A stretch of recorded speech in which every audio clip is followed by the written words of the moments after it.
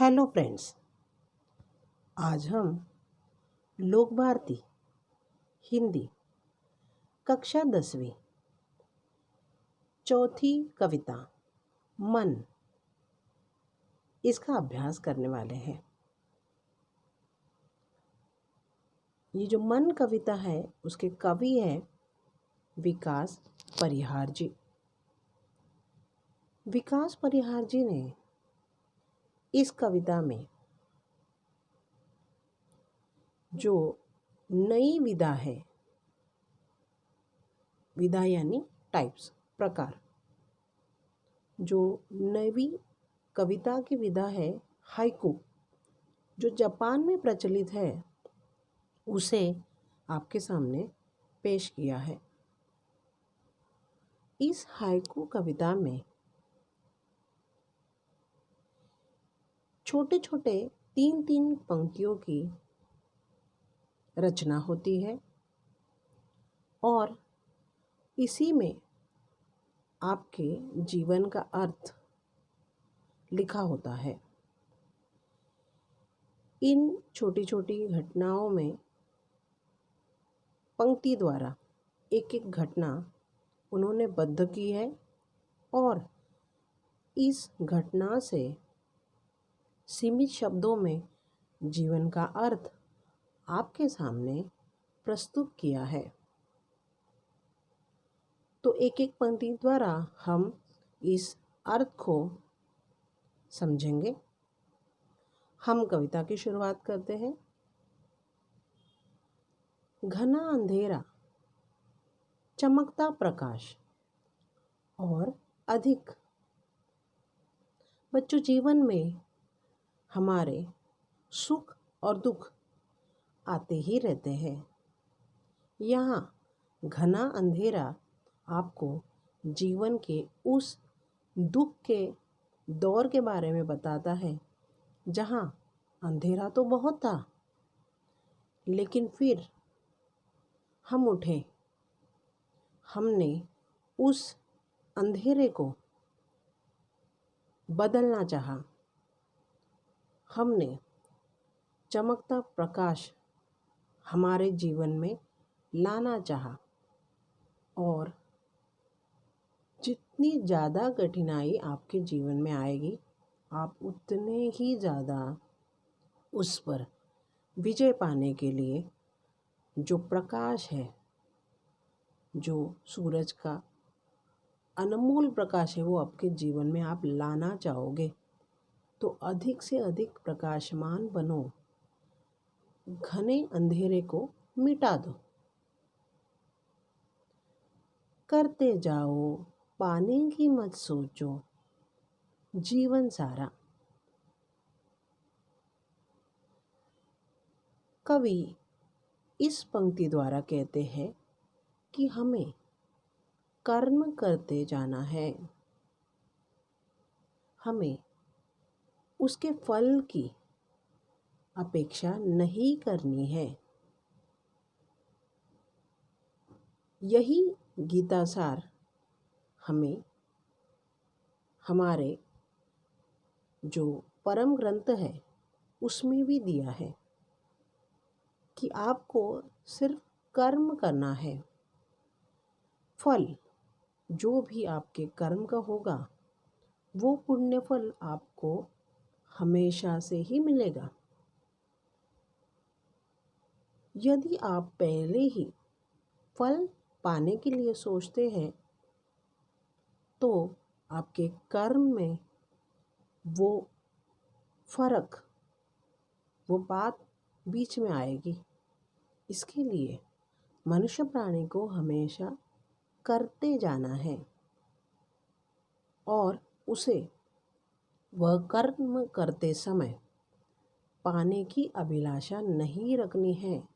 सारे जीवन भर अगर आप अच्छे कर्म करते रहे तो आपको फल अवश्य ही अच्छा मिलेगा। जैसे आप अभी बच्चों पढ़ रहे हो, क्योंकि ये 10वीं का जो अभ्यास है, स्टडी है, वो बहुत ही इम्पोर्टेंट है। तो अभी आप जो भी कर्म करोगे,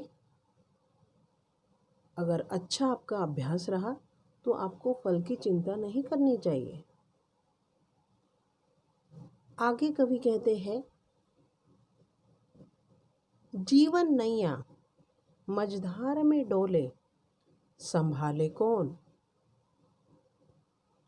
ये जीवन की जो नैया है, हमारी नाव है, वो मझधार मतलब नदी के प्रवाह में बीच में ही कभी कभी डोलने लगती है। कभी कभी बड़े बड़े जो प्रवाह होते हैं उसमें हमारे जीवन की नैया यहाँ वहाँ लुढ़कने लगती है। तो कौन संभालेगा? यहाँ जो ये प्रश्न चिन्ह है उसका उत्तर आपको ही देना है कि आपका जीवन जो है वो नदी के भांति, उस प्रवाह के भांति है जिसमें यदि बहुत बड़ा तूफान आया तो जीवन रूपी ये नैया जो है वो यहाँ वहाँ डोलेगी। उसको डूबने की जो डर है वो उसमें रहेगा, तब उसको संभालेगा कौन? तो उसे संभालने का काम भी हमें करना है और हमें भगवान पे भरोसा भी करना है कि वह उस हमारी नैया को वो संभालेगा। आपकी भक्ति इतनी होनी चाहिए कि आपको ये विश्वास भी होना चाहिए कि उस जीवन नैया को, उस मझधार में अगर तूफान आया तो उसे जो भी आप जिसे मानते हो वो शक्ति आपको बचाएगी। रंग बिरंगे रंग संग लेकर आया फागुन। यानी यहाँ जो फागुन है जिसमें होली हम खेलते हैं, वो क्या लेकर आया है? वह रंग लेके आया है, नए नए रंग लेके आया है और अपने साथ वो खुशियाँ लेकर आया है। यहाँ फागुन का महीना बहुत ही ज़्यादा आनंद, खुशियाँ यह दर्शाता है। और जीवन में जब भी ऐसे समय आते हैं, ऐसी घटनाएं होती है, तो आप लोग खुशी खुशी उसको अपने जीवन में पिरो लेते हैं। तो ये बहुत से रंग लेके फागुन आपके जीवन में आया है, वो खुशियाँ लाया है। वो हर एक रंग आपको दिखाएगा और वो आपके संग हंसी खुशी इस जीवन में आपके साथ वो खुशियाँ बिताएगा। तो फागुन मतलब होली का त्योहार आपके जीवन में वो खुशियाँ लाता है। वो बहुत सारी अच्छी अच्छी आपके जीवन में घटनाएं लाता है और आप उससे खुश हो जाते हैं। आगे देखिए बच्चों, कांटों के बीच खिलखिलाता फूल देता प्रेरणा। आपने देखा होगा बच्चों कि जो गुलाब का फूल है वो कांटों के बीच होता है और कांटों के बीच ये हमेशा मुस्कुराता रहता है। तो ये जीवन जो है वो उस कांटों की तरह है और आप उस फूल की तरह है। तो हमेशा जब भी आप उस फूल की देखोगे, उस फूल को देखोगे कि वो कांटों के बीच मुस्कुराता है, तो आपको ये सोचना है कि ये फूल कांटों से घिरा है फिर भी ये मुस्कुराता है। तो आपको भी अगर जीवन आपका त्रासदायक बन गया है, परेशानी में है, तो भी प्रेरणा हमें सीखना किससे है? हमें उस गुलाब से सीखना है, उस फूल से सीखना है कि हमें किस तरह से जीवन बिताना है। हमें मुस्कुराना है, हमें दूसरों को जीवन का आनंद देना है। बच्चों, फूल खिलते हैं, मुस्कुराते हैं, हवा में डोलते हैं तो हमें उससे आनंद मिलता है। वो चाहे फूल भगवान पर चढ़ाए जाए या किसी भी तरह उनका उपयोग हो, वो हमेशा से हमें आनंद देते हैं। अपना जीवन उस फूल की भांति आप गुजारें जो कांटों से तो घिरा है। मतलब जीवन में कांटे तो आएंगे ही, रहेंगे ही, दुखद घटना, बहुत ही बड़े संकट, लेकिन आपको फूल बन के जीना है।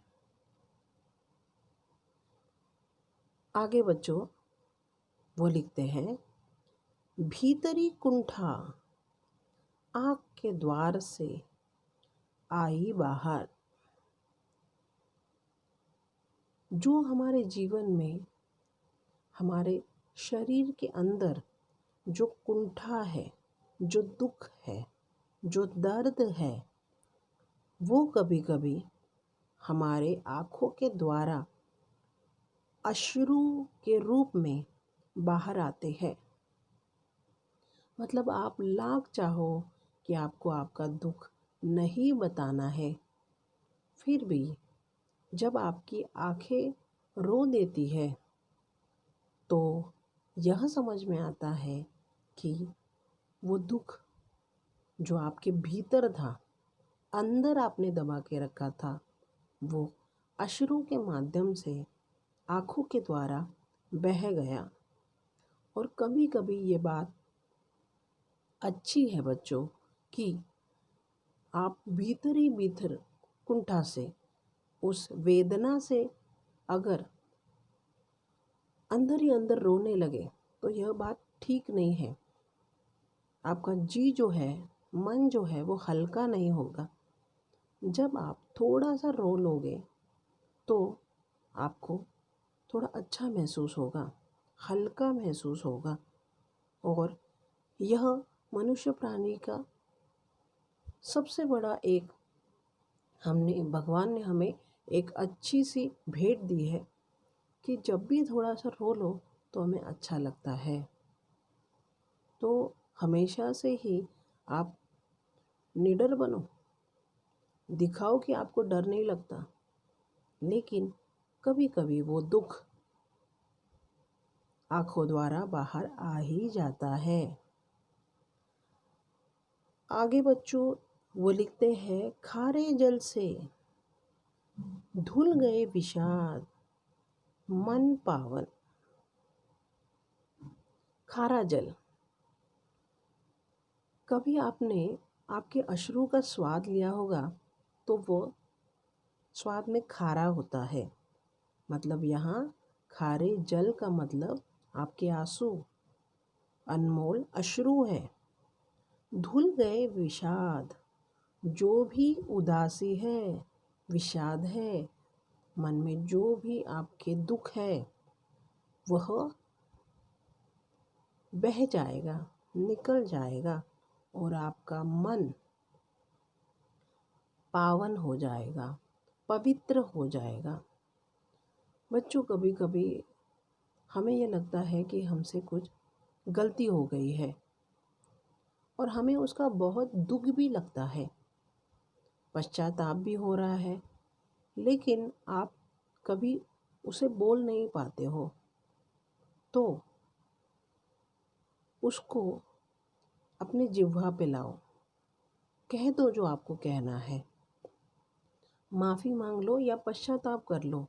लेकिन अब आप जब रो लोगे तो आपका मन जो है वो पावन बनेगा, पवित्र बनेगा।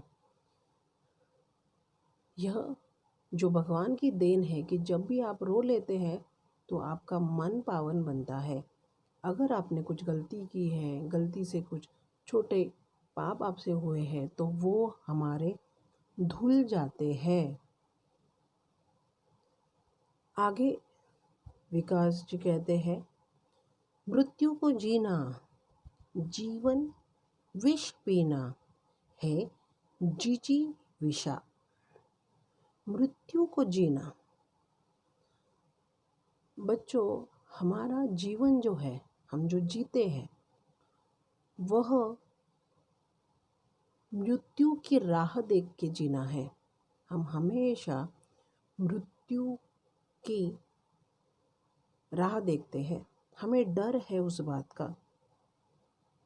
और ये जो हम जीते हैं, हमें जिसको जीना कहते हैं, वह एक विष पीने के बराबर है। ऐसा क्यों कहा गया है? क्योंकि जब भी आपको जीवन जीना है तो आपको कार्य करना पड़ेगा, काम करने पड़ेंगे। उसमें आप लोग अच्छे कार्य करो या बुरे करो, कभी कभी हमें जीने के लिए, पेट भरने के लिए कुछ न कुछ सही या गलत कार्य करने पड़ते हैं। तो उसे कवि कहते हैं जीवन विष पीना। क्योंकि ये जिजीविषा है। आपको जीने की जो आसक्ति है, जो इच्छा मन में है कि नहीं हमें जीना है, हमें दूसरा कुछ भी अलग जो पर्याय है वो मिलता नहीं है, हम जीने की ही सोचते हैं। तो ये जीना मतलब मृत्यु को जीना है। जैसे मृत्यु के लिए हम जीते हैं और सदा जीवन विष पीते हैं। अगर बच्चों यही जीवन है तो इस जीवन में कवि कहते हैं कि आप अच्छे कार्य करो, अच्छा अच्छा सोचो, दूसरों के काम आओ, तो फिर यह जो जीना है वो संवर जाएगा, अच्छा लगने लगेगा। क्योंकि जीने के लिए हमें कुछ भी जो कार्य करना पड़े, कभी कभी वो बुरे भी कार्य हो सकते हैं। तो जब तक ये आसक्ति है, जीने की इच्छा है, हम मृत्यु की जो भी हमें देखनी है, हम वाट देखते हैं, हम मृत्यु आने तक सोचते हैं। ये एक प्रकार से हमें ये दिया गया शाप है। आगे बढ़ते हैं। मन की पीड़ा छाई बन बादल, बरसी आंखें। कवि कहते हैं कि मन में, जो आपका ये मन है, उसमें जब भी दुख होगा, पीड़ा होगी, आपको कुछ भी चीज़ चुभेगी, तो मन में बादल छाएंगे। ये विचारों के बादल है। जब बुरा आपके साथ होता है तो बुरे विचार आते हैं, आपको गम होता है, खुशियाँ दिखाई नहीं देती। और जिस तरह बादलों से जो वर्षा होती है, अगर आपका मन बादल की तरह भर आया तो आंखें बरसेंगी। देखो कितनी सुंदर तरीके से मन और बादल को एकरूप करके जो भी हमारे मन की पीड़ा है वो अश्रु के रूप में, उस पानी के रूप में जो वर्षा में बारिश के समय होता है, उस तरह से आपको दिखाई देगा। तो मन की पीड़ा, मन का दुख हमेशा से हमारे जो विचारों के बादल है उस द्वारा, अश्रु द्वारा आपके आँखों से निकलते हैं। और यह निकलने के बाद आपको समझ में आता है कि ये दुख हमारे मन में है। तो यदि ऐसी स्थिति है तो बच्चों थोड़ा सा रो लो और उसके बाद उसके उपाय के बारे में, गलती के पश्चाताप के बारे में सोच के वापस जीवन में खड़े रहना है। हमें रोते हुए नहीं बैठना है। आगे कवि कहते हैं, चलती साथ पटरियां रेल की, फिर भी मौन। बच्चों, आपने ये जो ट्रेन है इनकी पटरियाँ देखी होंगी। वह सैकड़ों मीलों तक साथ साथ चलती है और वह साथ साथ होते हुए भी मौन रहती है। वो एक दूसरे से बातें नहीं करती। जीवन में ऐसे बहुत समय या लोग हैं जो साथ साथ रहते हैं, लेकिन कभी भी वह एक दूसरे से अपने मन की बात कहते नहीं। वो मौन ही रहते हैं। वह अपना जीवन सिर्फ काटते हैं। वो जीवन का आनंद साथ साथ मन के एक दूसरे से जो भी अपने मन में है वो दूसरों को कहते नहीं है। तो ऐसे लोगों को किस भांति बताया है, किसकी उपमा दी है? पटरियों की। जो रेल की है वो मीलों तक साथ में जाती है, पर फिर भी वह साथ साथ होने के बावजूद भी एक दूसरे से अपने मन की व्यथा या आनंद एक दूसरे को बता नहीं पाती है। तो जीवन में चलते समय आपको कैसे रहना है? आपको हमारा जीवन ऐसे पटरियों की तरह मौन व्यक्त करना है, या जो भी आपके साथी हो, घर के लोग हो, आपके साथ रहने वाले हो, उससे उनसे आपको जो भी मन की व्यथा या आनंद है वो बताना है।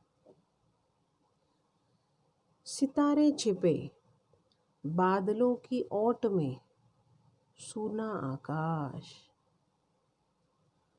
यहाँ कवि कहते हैं कि सितारे छिपे, तारे जो है वो छिप गए।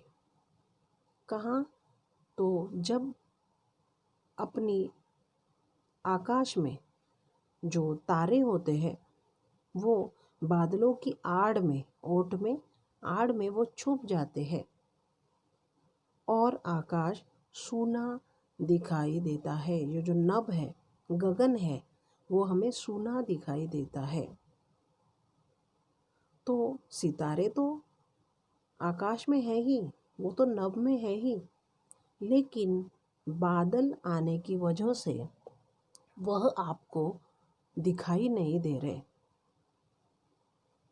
बच्चों, कवि का ये कहना आपके जीवन के प्रति है कि जिसमें अच्छे क्षण तो रहेंगे ही, खुशियाँ रहेंगी, लेकिन कभी कभी दुखों की आड़ में, कुछ कठिन समय की आड़ में वह जो खुशियाँ है तारों जैसी वो छिप जाएंगी और जो आकाश है वो सूना लगने लगेगा, जीवन है जो सूना लगने लगेगा। पर फिर भी हमें मुरझाना नहीं है, दुख नहीं करना है। खुशियाँ तो है ही, जैसे तारे आकाश में सुबह होते हैं, वो खुशियाँ है ही, लेकिन आपको वो दिखाई नहीं दे रहे क्योंकि अभी का समय कठिन है। तो वो वक्त को जाने दो, धीरज बंधाए रखो और फिर देखो जब बादल हट जाएंगे तो आपको वह तारे दिखाई देंगे। आगे बढ़ते हैं। तुमने दिए जिन गीतों को स्वर हुए अमर। बच्चों, कवि कहते हैं कि जिन भी गीतों को हमने स्वर दिए, लय दिए, म्यूजिक उसको दिया, वह गीत गाने बन गए। देखो, जो कविता है, कविता आप यदि गाने लगो तो वह गीत बन जाता है। तो जब भी हमने एक अपने जीवन को लयबद्धता दी, उसको स्वर के रूप में ढाला, तो वह काव्य जीवन का अमर बनेगा। जीवन सबका ही बहुत ही सरल होता है। अगर आपको उस जीवन को अमर बनाना है बच्चों, तो आपको उसे स्वरों में पिरोना पड़ेगा। जो एकदम सादा सीधा जीवन है आपको, उसमें खुशियाँ आपको ही लानी है।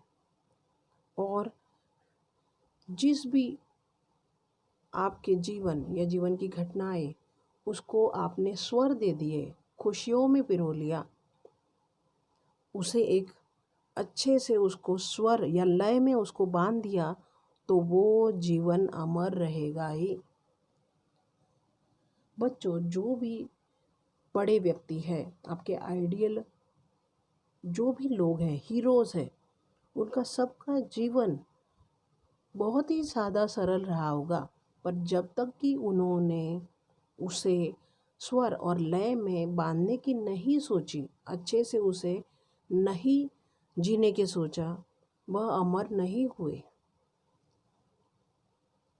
अमर मतलब जिसको मरने का डर नहीं, वो मरने की जिसको आशंका नहीं, तो जीवन अपना अमर बनाना है। कैसे? अपने जीवन में लय लाना है, स्वर लाना है, खुशियाँ लानी है अपने मेहनत से। सागर में भी रहकर मछली प्यासी ही रही। अंतिम पंक्ति में हम आ गए। और बच्चों, यहाँ जो सागर है, जो समुंदर है, उसमें बहुत सी मछलियाँ रहती है। और कभी कभी जो ये मछली है, वह कभी ऐसी कल्पना करता है कि वो मछली प्यासी रहती है। अभी आप सोचोगे इतना सारा पानी है और मछलियाँ प्यासी कैसे रहे? तो यहाँ जो भी खारा पानी है वो पीने के योग्य नहीं है, लायक नहीं है। तो इसमें बहुत सा पानी आपको दिखता है, आपकी नज़रों के सामने है, लेकिन कवि की कल्पना से मछलियों का जीवन प्यासा ही रह गया। सागर का उपयोग उन्हें कुछ भी नहीं हुआ। अभी यथार्थ जीवन में इस पंक्ति को लाते हैं तो हमें समझता है बच्चों कि जीवन, इसमें बहुत सारे रत्न है। सागर में बहुत सारी मछलियां हैं। ये जीवन मतलब सागर मतलब आपका जीवन है। लेकिन उस जीवन का आपने अगर उपयोग नहीं कर लिया, आपने उस जीवन को अच्छे से नहीं जिया, तो आप लोग भी प्यासे ही रहोगे। हम सब प्यासे ही रह जाएंगे, क्योंकि पानी था और सागर में बहुत सी मछलियाँ भी थी, लेकिन वह जीवन हमारे किस काम का, जहाँ हमने कुछ भी अच्छा सोचा नहीं। तो दिखने के लिए पानी है और वह पानी खारा होने के कारण मछलियाँ जो है वो प्यासी रह गई। जीवन इसी तरह से है कि आपको दिखेगा कि बहुत सुख है, लेकिन वो सुख सच में वहाँ है या आभास है, वो आपको देखना है। तो कवि कल्पना कितनी सुंदर है, देखो कि मछलियाँ बहुत है, उनके लिए पानी भी है, लेकिन वह उसे पी नहीं सकती, वो प्यासी है। हमारे जीवन को भी बहुत ही अच्छी तरह से हम जिएंगे तो हम प्यासे नहीं रहेंगे।